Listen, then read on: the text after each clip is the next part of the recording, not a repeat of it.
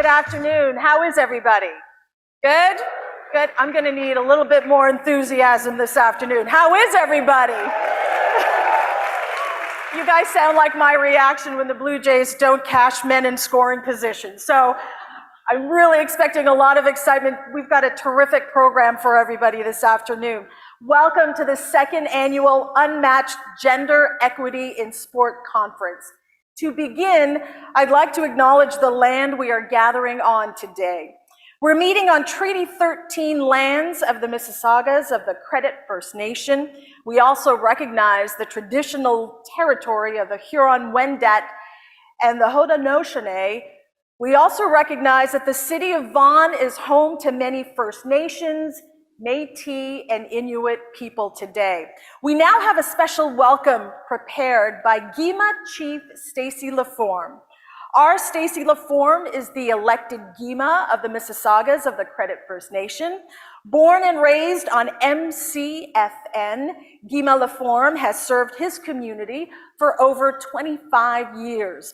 Gimaa Laforme has participated in a number of committee and boards throughout his time as a counselor, including involvement with the MCFN's Pan Am Games Secretariat, as chief of the PAGS committee, Invictus host First Nation, and many more. He was the first Gimaa to meet with the monarch in over 160 years when he led a delegation to the UK, Scotland, and the Isle of Man. Gimaa Laforme is committed to building relationships throughout MCFN's traditional territory, not only as a Gimaa, but as a notable storyteller, poet, and best-selling author. Please help me welcome to the stage, Gimaa Laforme. I was tempted to come up here and interrupt her and say, we don't want to hear all that stuff, just say Stacey. But, so, Ani? Well, that wasn't bad. It is like 9 in the morning. No, it's not. Ani? Thank you. I'll settle for that. So, Ani, Baju, Nagani, Anishtabekanini, Stacey Laforme, Disnakaz, Credit Dunjaba, Mainga Dodam, Mississauga, Anishinaabe Dao. I just told you where I'm from, what my clan is, what my Anishinaabe name is, how much I paid for this shirt. Okay, you do speak a little of the language then. So I was asked to come up and provide a welcome, so welcome. But I have to go fast because, not because this clock's ticking down threateningly, but because my phone's almost out of batteries. So first of all, do you like the shirt?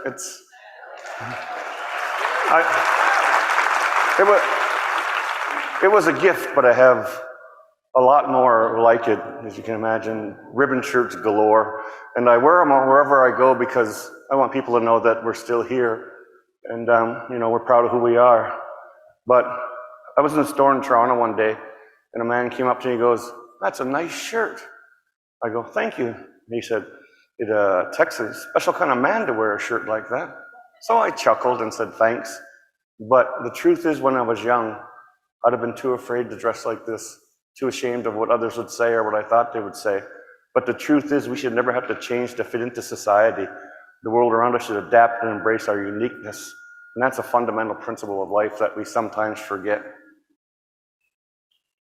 So I'm honored to be here to welcome you today. I love the performance piece that I just heard, and miigwech for that. And I'm also going to read you a poem because it's kind of what I do. See, when I started this journey about 8 years ago as a Gimaa chief, I realized that sometimes I only had 4 minutes to talk to the audience, and I'm like, what can I say in 4 minutes that they'll remember?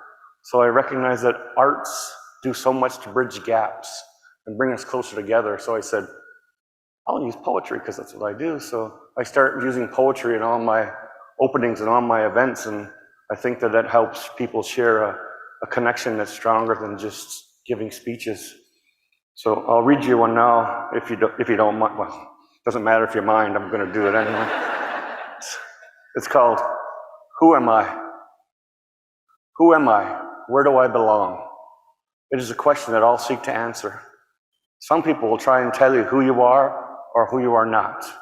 They will tell you that you do or do not belong. Never listen to them, for who you are is always here in your breast where your spirit lives. Your heart and spirit remember, even if your mind forgets. We may lose our way. We may need to seek others to help guide us, but inside, sometimes deep inside, there is the answer. It sometimes takes language or culture to guide us. It sometimes takes sport or learning, for there is no one way. Yet once we understand and come to realize who we are, we come to understand that we belong anywhere and everywhere. Never let another determine who you are or tell you where you belong. You know your worth, your value. You were dreamed in the mind of the Creator. The Creator dreamed of the most beautiful creature he could imagine. Then he made you. You know this. Your mind just needs to listen to your heart and remember who you are and where you belong. Everywhere. So that's where you would applaud, you know. Yeah.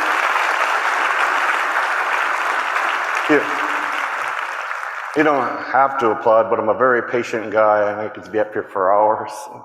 So anyway, I really had nothing more to say other than that a lot of times we are convinced by other people because the voice that screams from here is not always accepted out there.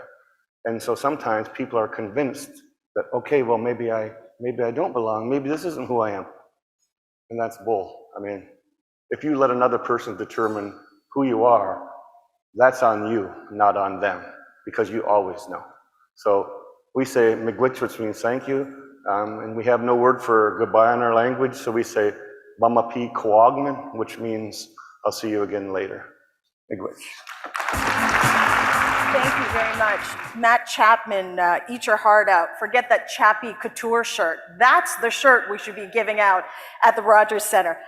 Thank you, Gimaa Laforme. Thank you for welcoming us today and for your words and those beautiful words of advice for everyone. He mentioned our spoken word artist, and I really want to give props to Hannah Flores. Could we give her another round of applause? She was fantastic. At 20 years old, Hannah is already an award-winning spoken word artist and filmmaker based here in Toronto. Since the age of 12, she's been writing and performing poetry and mentoring youth across the GTA. She was selected by the Toronto Raptors to be a part of their Welcome Toronto Creators program and has since worked with brands such as Nike, OVO, and the City of Toronto. Hannah is in her third year at the University of Toronto studying health science, and she continues to champion social change in all aspects of her life. So thank you very much, Hannah. We also want to share that our full program today will also be interpreted in American Sign Language by Nick Martin and Jennifer Best. Nick and Jennifer, thank you very much. A round of applause for Nick and Jennifer. Now, a little bit about myself. I like to say that I'm the traffic cop this afternoon. I'm a proud member of the Sportsnet television broadcast crew for your Toronto Blue Jays. I'm in my second stint here. I'm home here in Toronto. Before, I was with the New England Sports Network, the Boston Red Sox, Hold Your Booze. And I was lucky enough to be there when the Red Sox finally broke their 86-year curse and won the World Series. I always joke that it took a Canadian to kind of put them over the top. In 2008, my agent got a phone call from the commissioner's office in Major League Baseball. And they said, listen, we'd like you to help us launch a network. And I thought, a network? A baseball network? That'll never go over well. And in fact, we opened Major League Baseball Network, MLBN, in 2009. And then after 4 seasons, I got homesick and returned back to Toronto. As you can imagine, over a 20-year career, which is amazing when you think I broke in at 9, I am the first Canadian, the only Canadian among the 30 MLB sideline reporters. While there are a lot more women, I'm happy to report there's a lot more women on the sidelines these days. 20 years ago, that wasn't the case. You were an oddity, you were unique. I am the only person of color. I think there's a handful of us. I am the only female of Asian descent on the sidelines. So as you can imagine, over this 20-year journey, I've dealt with some inequities during my career. It hasn't always been a level playing field for me. Wait till the book comes out, I'll tell you all about it. So meetings like this and conferences like this are so important. And to the young girls out there, to the young people out there, I am proof that you can be the first to do anything you want.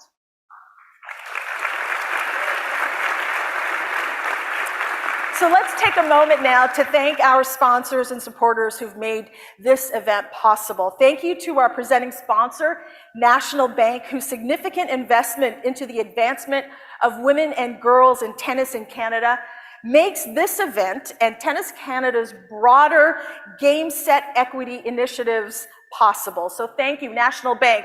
Where are you, National Bank? Thank you. Thank you very much. Thank you. Thank you to our associate sponsors, including Cashmere, Sobeys, I shop at Sobeys. Sobeys, thank you. Aird and Burles LLP, Motorola, and Sherry Shannon Vanstone. So thank you to our associate sponsors. Thank you.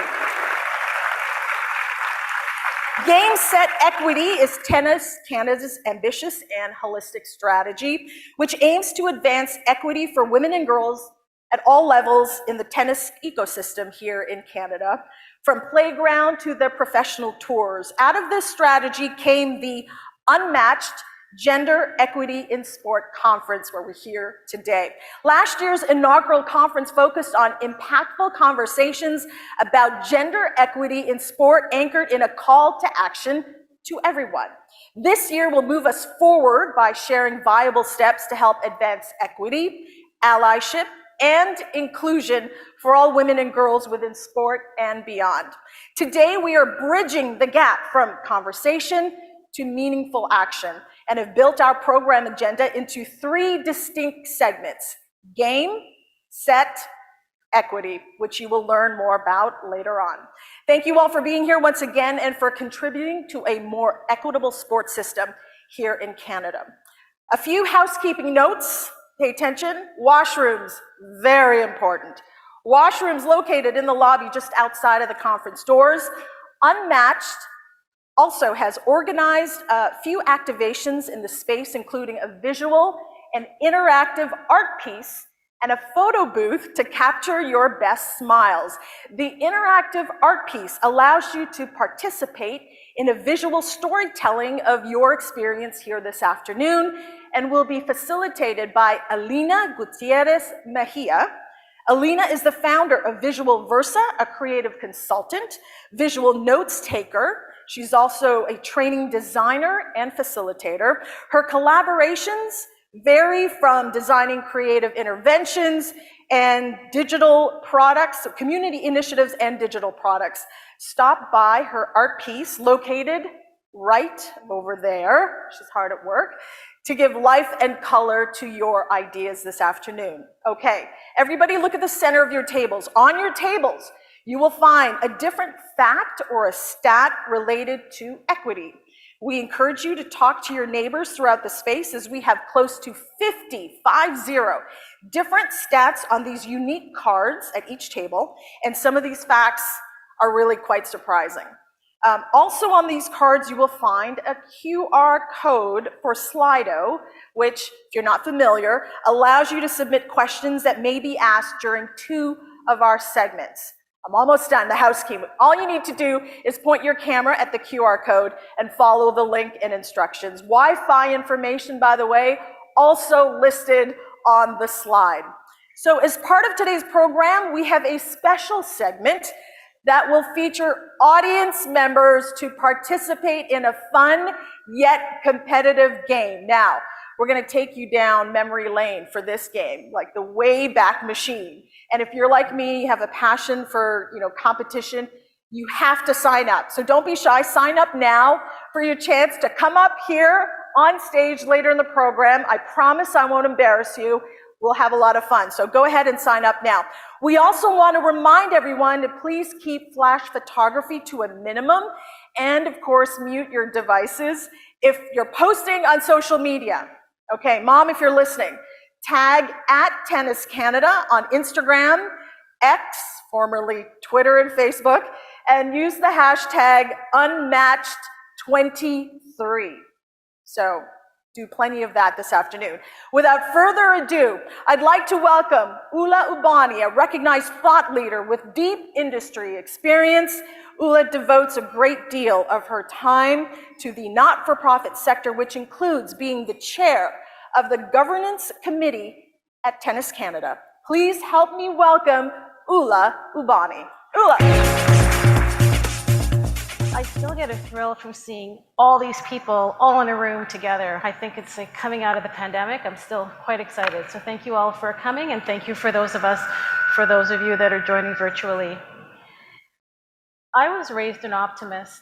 Really, when I think about it, my mother taught us a long time ago that you don't know why people do the things that they do. And you can't control why they're doing it, and you can't let it get to you. You can only control the way that you react. So that was probably, now that I'm older, a bit of a protective mechanism for her and for her kids growing up in a society that wasn't always fair and wasn't always just. But we just were raised as optimists. Then you hit 2020, about 3 years ago now, a lot of bad things going on. Most of us, or those of us here at least, were locked in our homes.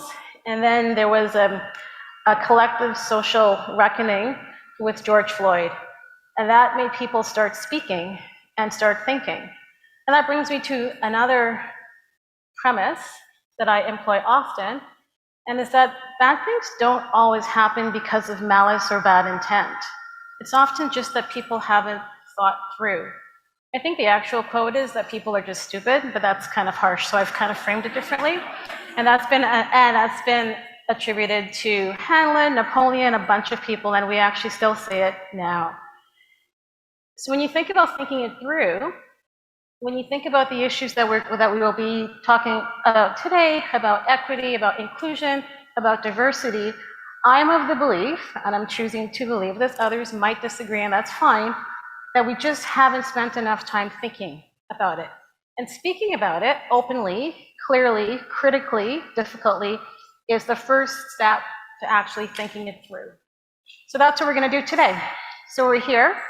The point of the conversation today is on gender. There are many, many parts of inclusion and of equity, and there's many other equity-seeking groups, and I get that, and I agree, but we are focusing on gender today, and that is our first point of entry, and it makes a lot of sense. So we're hoping that people will walk away from this. So as you're sitting here, I have the easiest job. I'm just going to open things up, and I'll see you at the end too. But as you're sitting here, think about what you can take from this. Think about what you can learn, and actually, most importantly, what you can actually do specifically. One of the things, I mean, it's been mentioned, but Tennis Canada's we have 6 pillars in our strategic plan, and one of them is to lead equitable, safe, and inclusive tennis. And you know, I work for Gimaa, so a big company too, and I know plans and words, and it just feels like it's just ho-hum, but this one really, all of them actually, are really, really solid, and there's metrics underneath it, and there's focus, and there's commitment, and there's actual dedication. So keep that in mind. I now have the pleasure of introducing my friend and fellow board member, Lucie Blanchet. Lucie is with National Bank, and she's the Senior Vice President, Retail Banking and Client Experience. And she's also, more importantly, National Bank, but it's kind of true. She's an ambassador for Game Set Equity. And Lucie's going to come speak to us about something that's so important, and she's going to speak about equal prize money. Thank you. Thank you, Ula, and thank you everyone for being with us today. I feel very privileged to be part of this conversation, this very important conversation about gender equity with all of you.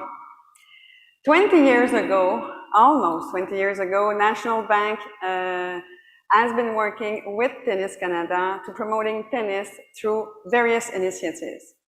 And from development programs to coach supports to tournament sponsorship, Tennis Canada and National Bank make a positive impact within the different communities and contributing concretely to people's mindset, mental health, physical and social well-being. And 2 years ago, in 2021, we pushed it a little more forward and we became a title sponsor of the Banque Nationale here in Toronto and in Montreal. And we get so many questions about why did you become title sponsor when you were already presenting sponsor? And the other big question we are asked is, why did you sign for 10 years? This is such a long commitment, particularly when we face uncertain times. And I would say the simple answer to that is that we want to make more. We understand that to make social changes, it takes decades. And it's the sum of all these small steps that really makes the strides for us to move forward as a society. And since we share common values with Tennis Canada, it was just a natural fit for us. And today, days like today are a perfect example of what we can do together as real partners. So our common goal is to create meaningful actions leading to change for gender equity in the sports, and as importantly, to make tennis more accessible, especially to girls and women. So this past year, we've been very active on different initiatives. And our long-term vision, our game, set, equity commitment really aims to advance the equity of women and girls at all levels of the tennis ecosystem, from the pro tours to the playgrounds. Also, as part of this strategy, we are obviously fully supportive of the work that Tennis Canada is doing with the WTA to have equal money prize for women and men at the National Bank Open tournaments. And we are very, very proud of this tremendous initiative. Tennis Canada and National Bank also create opportunities for women and girls in tennis, enticing them to pick up a racket, encouraging them to continue playing, especially in the teenage phase where the dropout stats are so shocking. And eventually for them to really become lifelong participants, reaping the benefits of an active lifestyle and personal growth through sports. On a personal note, my journey into sports began at a very young age. Unfortunately, I did not have access to tennis in my neighborhood. So amongst other sports, bear with me, I picked up a badminton racket instead. But still, one thing is for sure, is that my journey into sport really made me who I am. It has a profound impact on the competencies that I have developed to have the role that I have today at the bank. So it's been the foundation of my professional career, and it has also helped me so much in my journey as a mother to guide my daughter into her high performance journey into soccer and to support her through what she was going through in a high development program. And I saw her stand by so strongly besides our national Canadian women's soccer team to have their voice heard, that it really touched my heart. And that's why I act as an ambassador of the Game Set Equity Commitment. So on that note, I want to say a special thank you to my team at National Bank, who work on a weekly basis with Tennis Canada to really partner and make days like today happen. I also want to salute the leadership of Tennis Canada for taking the lead in gender equity and making days like today happen also. It's so important to have that discussion. So I look forward to hearing all of our conversations today, and I wish that each and every one of us are inspired by the conversation and get into actions all in for diversity. Thank you.